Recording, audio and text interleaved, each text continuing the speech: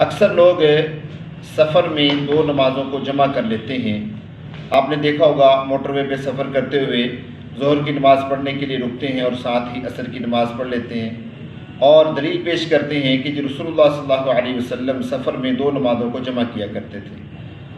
حضرت عبداللہ بن مسعود رضی اللہ تعالیٰ عنہ کی روایت ہے، اس میں کوئی شک نہیں کہ رسول اللہ صلی اللہ علیہ وسلم دو نمازوں کو جمع کیا کرتے تھے۔ اجماع بین الصلاتین فی السفر، کہ آپ علیہ السلام دو نمازوں کو جمع کیا کرتے تھے۔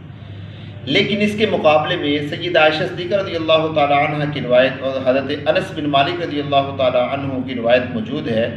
وہ فرماتے ہیں کہ رسول اللہ صلی اللہ علیہ وسلم سفر میں دو نمازوں کو جمع کیا کرتے تھے، لیکن اس طریقے سے کہ ظہر کی نماز کو مؤخر کیا کرتے تھے آخری وقت کی طرف، اور عصر کی نماز کو مقدم کیا کرتے تھے اول وقت کی طرف۔ آخری وقت میں ظہر کی نماز پڑھتے تھے، پھر چند منٹ انتظار کرتے، عصر کی نماز کا وقت ہو جاتا تو پھر آپ علیہ السلام عصر کی نماز پڑھا کرتے تھے۔ اور یہی طریقہ سنت نبوی ہے، یہی طریقہ رسول اللہ صلی اللہ علیہ وسلم سے ثابت ہے۔ اور ضابطہ یہ ہے کہ جب ایک حدیث کی تشریح کسی دوسری صحابی سے اور رسول اللہ صلی اللہ علیہ وسلم سے مل جائے تو جو کھلا واضح عمل ہوتا ہے وہ دلیل ہوتا ہے، نہ کہ پہلا عمل۔